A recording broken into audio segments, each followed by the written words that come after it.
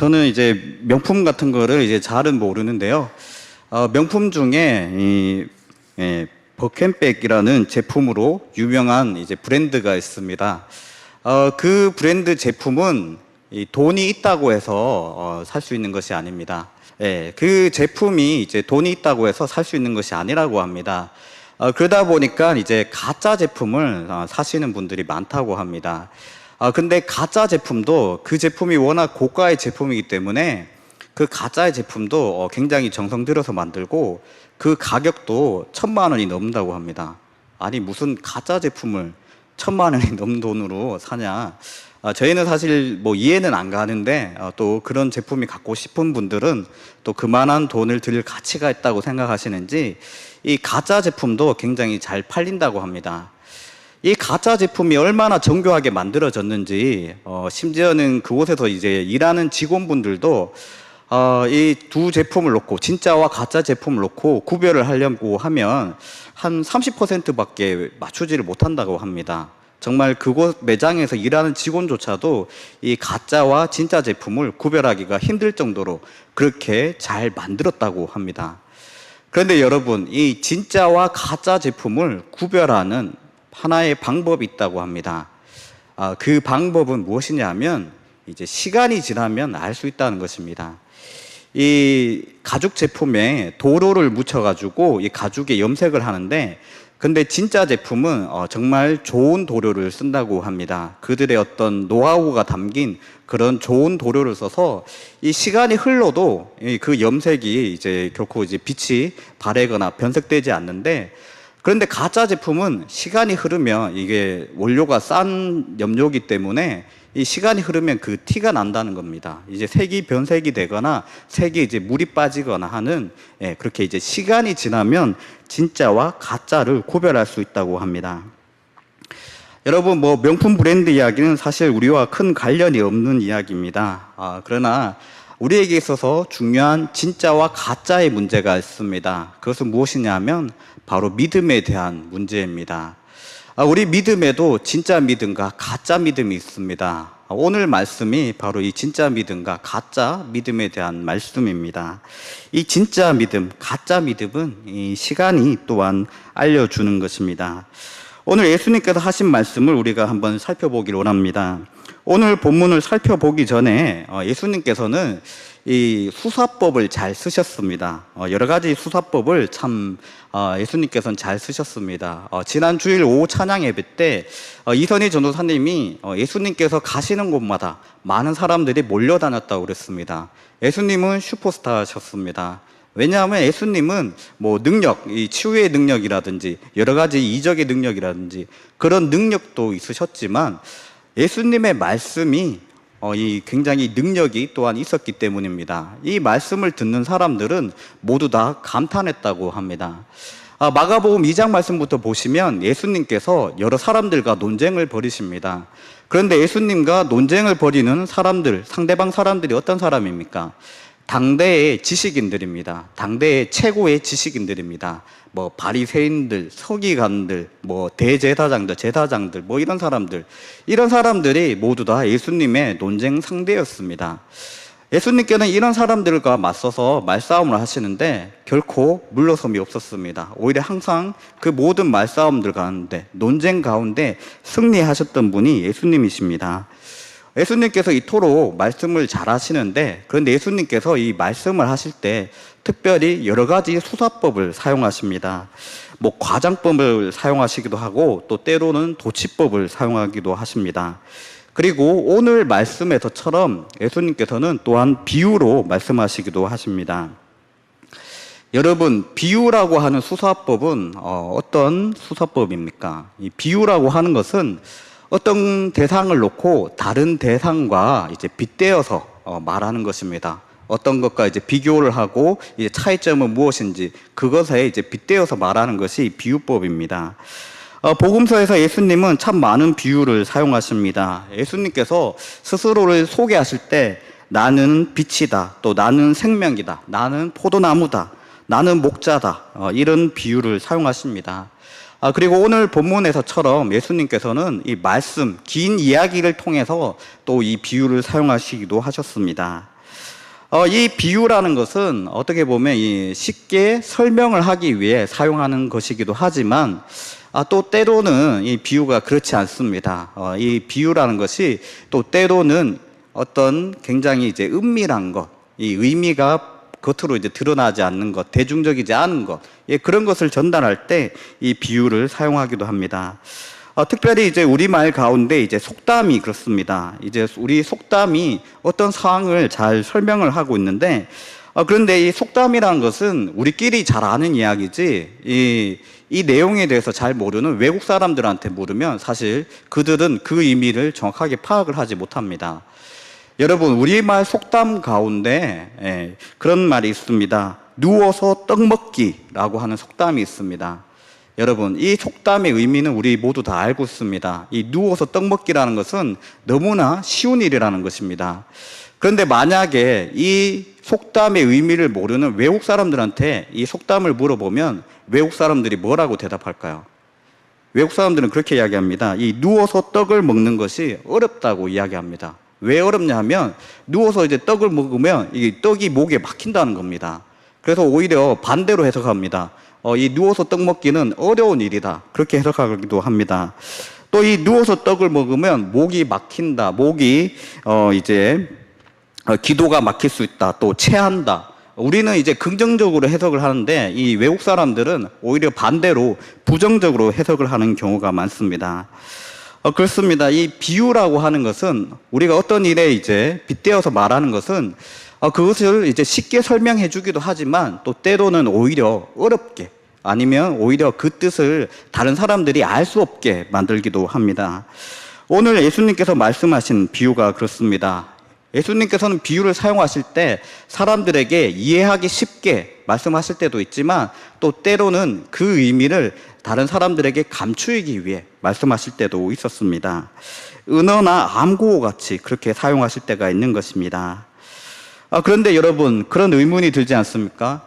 아니, 하나님의 말씀, 이 복음을 많은 사람들에게 이해하기 쉽게 잘 전하면 좋을 것 같은데, 그런데 왜 예수님께서는 왜 저들에게는 이 복음이 전파되는 것이 허락되지 않았다고 그렇게 말씀하시는지 우리 마음에 조금 의문이 듭니다. 왜 예수님께서 그러셨을까? 그리고 예수님께서는 이로 인해 심판받을 것이라 말씀하십니다. 그렇다면 예수님께서 비밀스럽게 말씀해 놓고는 그 의미를 이제 깨닫지 못하는 사람들을 심판하는 것이 과연 정당한가? 이것도 우리에게 참 큰 의문이 됩니다. 이와 관련해서 오늘 12절 말씀을 한번 살펴보겠습니다. 이 12절 말씀에 보시면,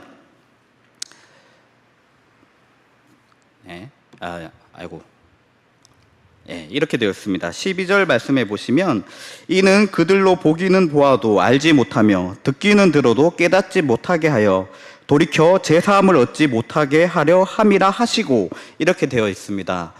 그런데 이는 그들로 이렇게 되어 있는데 이 그들로 앞에 기억이라고 표시가 되어 있습니다. 이 성경에서 이 기억, 니은, 디귿 나오는 것은 이제 성경에 있는 다른 본문을 이제 인용해서 말하고 있다는 것입니다. 그 표시인데 밑에 이 각줄을 보시면 이 기억이 어떤 표시, 어떤 말씀을 인용하고 있다고 합니까?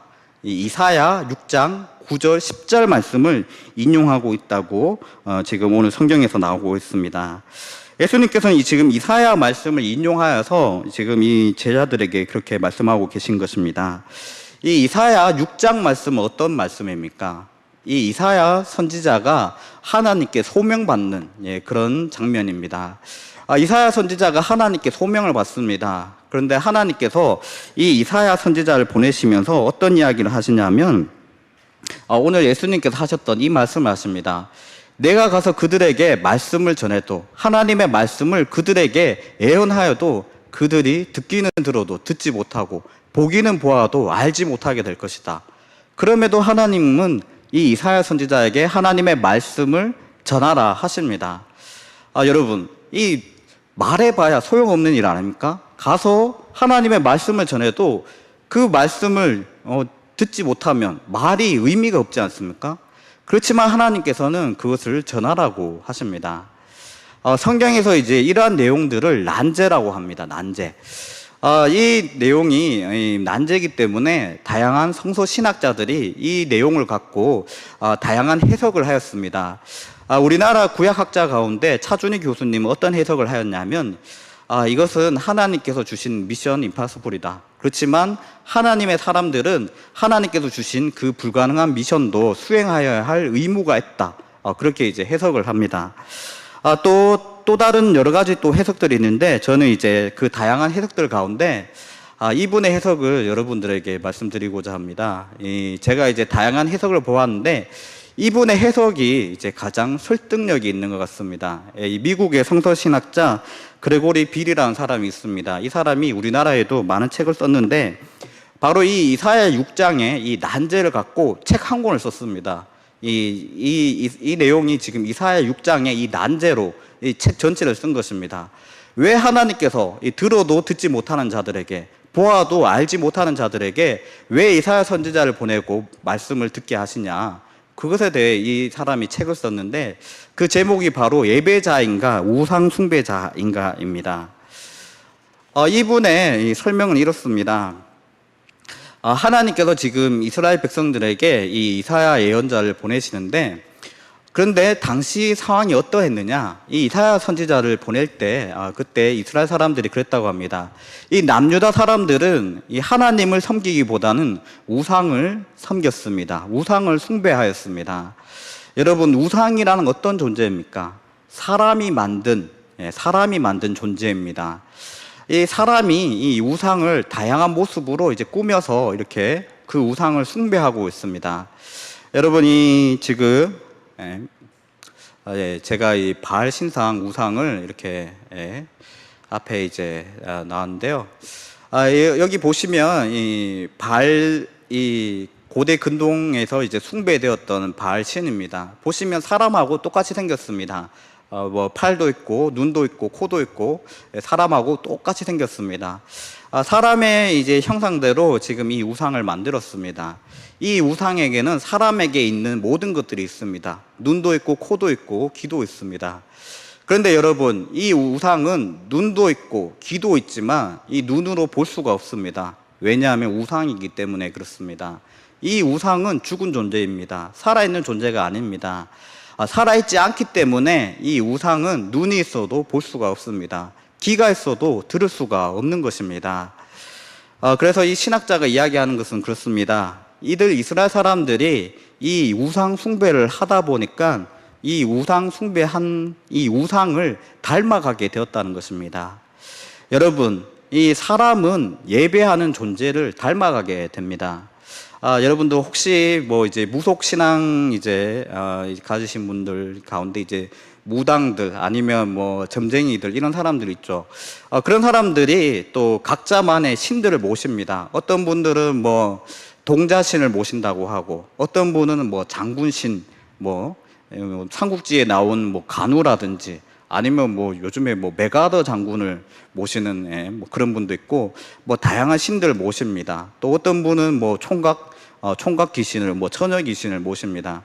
그런데 그분들한테 가서 뭐 이제 점을 본다든지 아니면 뭐 그분들하고 이야기를 한다든지 할 때 그분들이 이제 신이 내려서 이제 사람들에게 이야기를 합니다. 근데 동자신을 모신 사람은 사람들한테 어떻게 이야기합니까?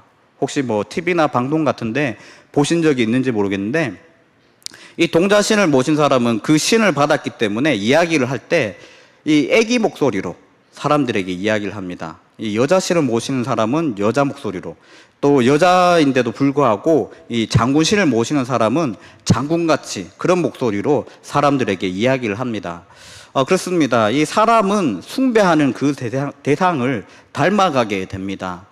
이 이스라엘 사람들이 그런 것입니다. 지금 이스라엘 사람들은 이 바알신을 섬겼습니다. 우상 숭배에 빠져들다 보니까 이들도 이제 우상을 닮아가게 되는 것입니다. 우상은 죽은 존재입니다. 눈이 있어도 보지 못하고 귀가 있어도 듣지 못하는 존재입니다.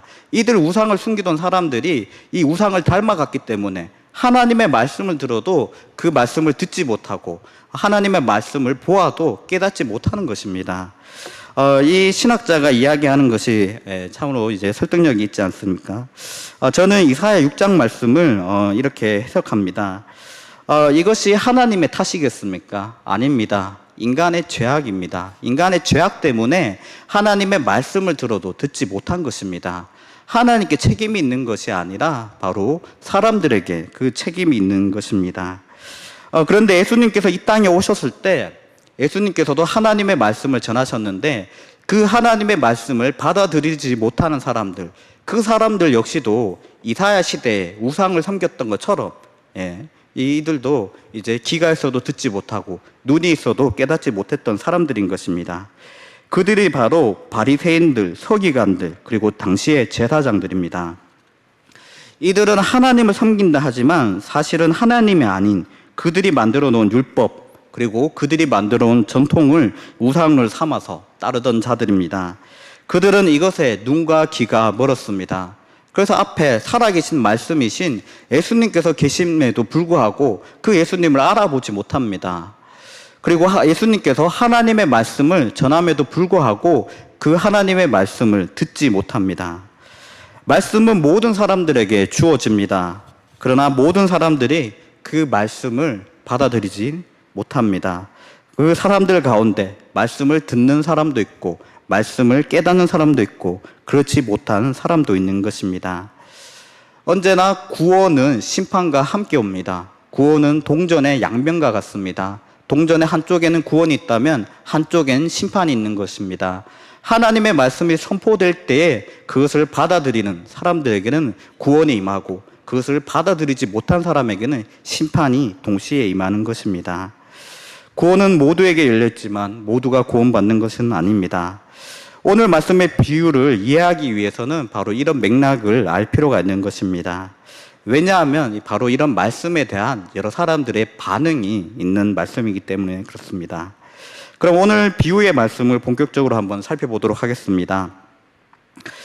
이제 오늘 비유는 씨 뿌리는 자의 비유, 또 씨 뿌리는 비유, 우리가 이제 흔히 잘 알고 있는 네 가지 밭에 대한, 땅에 대한 비유입니다. 이 비유가 이 당시의 농사법으로 이제 바탕으로 이제 이 비유를 전하셨습니다. 우리가 생각하는 농사하고 조금 다릅니다. 우리는 씨를 뿌리기 전에 무엇을 합니까? 이제 미리 땅을 준비합니다. 땅을 이제 경작을 해놓고 이제 씨를 놓기에 가장 최적의 땅으로 만들어 놓은 다음에 이제 그 씨를 뿌립니다. 그리고 우리는 씨를 뿌리기보다는 사실 파종을 더 많이 합니다. 이 미리 이제 묘종을 만들어 놓고는 그것을 이제 이식하는, 그것을 옮겨 심는 식으로 우리는 농사를 많이 짓습니다. 그러나 당시에 이스라엘은 우리가 농사 짓는 것과는 조금 달랐습니다. 이제 농부가 이 씨를 뿌려버립니다. 그러다 보니까 이 씨들이 여러 장소에 무작위로 떨어지게 되는 것입니다. 오늘 말씀 가운데 나오는 장소는 모두 네 가지입니다. 첫 번째 나오는 장소는 길가입니다. 이 길가에 뿌려진 씨는 어떻게 됩니까? 곧 새가 와서 먹어버립니다. 두 번째로 나오는 장소는 돌밭입니다. 돌밭에 떨어진 씨는 싹을 틔웠으나 뿌리 내리지 못하고 곧 햇빛에 의해 타 죽고 맙니다. 그 다음 세 번째 나오는 씨는 가시떨기에 떨어집니다. 이 씨는 싹도 틔우고 조금 자랐습니다. 그러나 끝까지 성장하지 못해서 열매 맺지는 못합니다. 마지막으로 좋은 땅에 떨어진 씨가 나옵니다. 이 씨는 다 자라서 30배, 60배, 100배의 결실을 맺는다고 합니다. 이 비유의 의미는 이렇습니다. 예수님께서 이 비유의 의미에 대해서 말씀하여 주시는데 우리 15절 말씀 함께 봉독하도록 하겠습니다. 말씀이 길가에 뿌려졌다는 것은 이들을 가리킴이니 곧 말씀을 들었을 때에 사탄이 즉시 와서 그들에게 뿌려진 말씀을 빼앗는 것이요. 이 길가에 뿌려진 씨에 대해서 예수님께서는 이렇게 말씀하여 주십니다. 씨가 지금 뿌려졌습니다. 말씀이 이제 뿌려졌다는 것입니다. 그런데 이 말씀이 곧 사탄에 의해서 이 씨가, 이 말씀이 곧 사라진다는 것입니다. 이 어떤 사람들은 특별히 또 오늘 말씀에 제가 설명드렸던 이 우상에 씌인 사람들, 우상을 닮아가는 사람들, 그런 사람들은 하나님의 말씀을 들어도 그들은 듣지 못합니다. 깨닫지 못합니다. 곧 그 씨앗이 이 사탄에 의해 결국 이제 사탄에 의해 날아가 버리고 맙니다. 이들에 대해서 지금 길가라고 예수님께서 지금 비유를 하고 계신 것입니다. 다음으로 돌밭에 대해서 우리가 함께 보도록 하겠습니다. 16절, 17절 말씀 함께 봉독하도록 하겠습니다. 또 이와 같이 돌밭에 뿌려졌다는 것은 이들을 가리킴이니 곧 말씀을 들을 때에 즉시 기쁨으로 받으나 그 속에 뿌리가 없어 잠깐 견디다가 말씀으로 인하여 환난이나 박해가 일어나는 때에는 곧 넘어지는 자요, 이렇게 되어 있습니다. 이 씨들은 다행히 싹이 납니다. 싹이 나서 자랍니다. 이들은 이제 말씀을 듣고 이제 기뻐하는 사람들입니다. 그런데 문제는 이곳에 뿌려진 씨들은 뿌리 내리지 못한다는 것입니다. 해가 뜨자 곧 타버리고 맙니다. 말씀을 듣고 믿었으나 믿음의 뿌리를 제대로 내리지 못한 사람들, 곧 외부로부터 오는 이 햇빛과 같은 외부의 고난으로 인해 믿음을 곧 잃게 되는 그런 사람들이 있습니다. 여기서 왜 고난이 있는가? 그 이유에 대해서 말씀 때문이라고 합니다. 여러분, 말씀을 받는다는 것은 여러분, 이 땅 가운데 우리가 살아갈 때에 하나님의 백성으로 그리스도인으로 살아간다는 것입니다. 에베소서 2장 2절에 이 땅에 공중 권세 잡은 자 누구라고 합니까? 사탄이라고 합니다. 이 땅을 이제 지배하고 있는 것은 악의 권세입니다. 이 악에 의해서 이 말씀을 받는 사람들, 이 그리스도인들은 이 필연적으로 핍박이 따라올 수밖에 없습니다. 여러분, 사람에게는 이 생존의 본능, 또 안전의 본능이 있습니다. 그러다 보니까 자기 안위를 보신하기 위해 이 말씀을 뿌리 내리지 못하고 이 말씀을 곧 잃어버리는 그런 사람들이 있는 것입니다.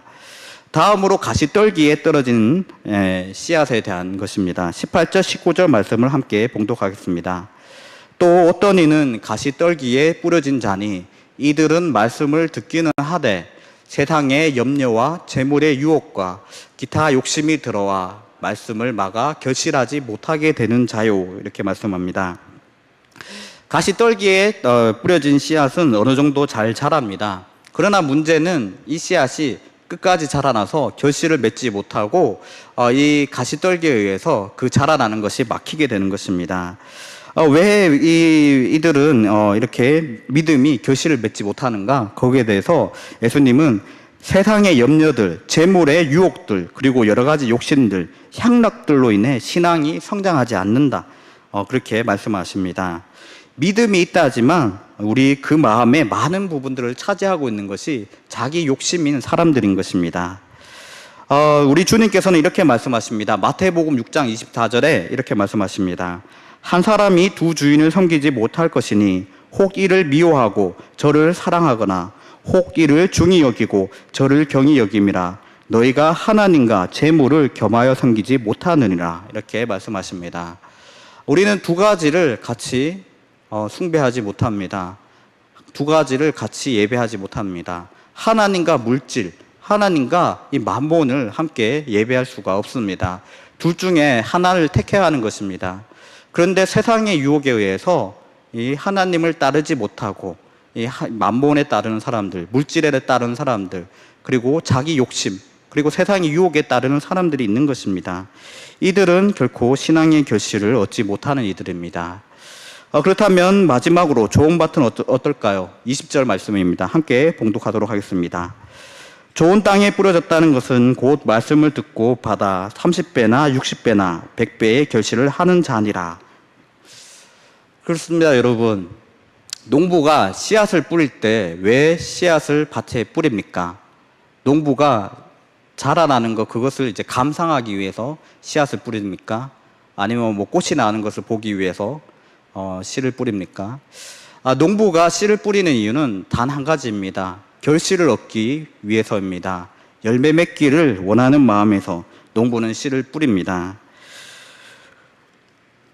오늘 네 가지 땅 중에 이 농부가 바라는 결실을 얻는 땅은 하나의 땅뿐입니다. 좋은 밭뿐입니다.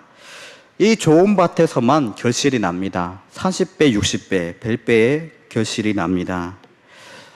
오늘 이 네 가지 땅에 대한 말씀을 보았습니다. 여러분들은 어떤 땅인 것 같습니까? 여러분들은 어떤 밭인 것 같습니까? 우리가 우리 스스로 되돌아볼 때 우리가 좋은 밭인 줄 알 수 있는 방법이 있습니다. 이 네 가지 땅 중에, 이 네 가지 밭 중에 결실이 나는 밭은 좋은 밭뿐입니다. 그렇다면 우리가 스스로를 되돌아볼 때 우리 신앙에 열매가 있는지 없는지 그것을 본다면 내가 좋은 땅인지 아닌지 알 수가 있습니다. 여러분, 우리 삶에는 신앙의 열매가 있습니까? 여러분, 우리 교회에는 신앙의 결실이 있습니까? 지금 내 삶을 돌아볼 수 있기를 원합니다. 지금 내 삶 가운데 신앙의 열매가 있습니까? 하나님의 말씀은 모두에게 뿌려졌습니다. 그러나 모두가 신앙의 열매를 맺는 것은 아닙니다. 오늘 나 스스로를 한번 되돌아볼 수 있기를 원합니다. 나의 삶에 정말 신앙의 열매가 있는지 우리 스스로 점검해 볼 필요가 있습니다. 여러분, 이 말씀은 예수님의 경고입니다. 경고는 위험이 이르기 전에 미리 알려주고 주의를 시키는데 목적이 있습니다.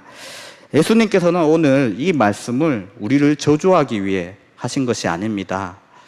너는 가시떨기다. 너는 좋은 밭이 아니다. 그렇게 저주하기 위해서 우리에게 말씀하신 것이 아닙니다. 우리에게 경고하기 위해서 말씀하신 것입니다. 나의 삶을 되돌아보았을 때 신앙의 열매가 없다고 해서 실망하지 마시기 바랍니다. 왜냐하면 우리에게는 아직 결실을 맺을 시간이 있기 때문입니다. 예수님께서 다시 오실 때까지 우리에게는 시간이 주어져 있습니다. 우리는 이 시간들을 통하여서 신앙의 열매들을 맺어가야 하는 것입니다. 우리에게 그런 시간들을 예수님께서는 허락하여 주셨습니다. 여러분, 예수님의 제자들을 한번 생각해 보시기 바랍니다. 예수님의 제자들은 모든 것을 버리고 예수님을 따랐습니다.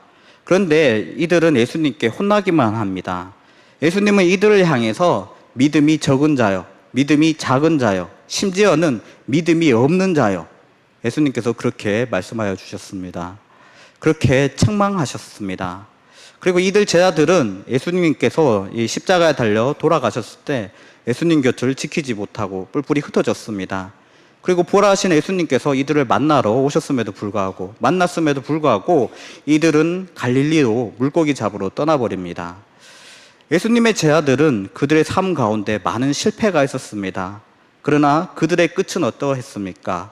그들의 끝은 모두 다 예수님을 위해 죽는 그런 순교를 하면서 그들의 인생의 끝을 맞이했습니다. 모두가 신앙의 열매를 맺었습니다. 우리 삶 가운데, 우리 인생 가운데 신앙의 열매가 지금 없다고 해서 실망하지 마시기 바랍니다. 예수님의 제자들도 3년간 그러했습니다. 그러나 결국에는 그 신앙의 열매를 맺었습니다.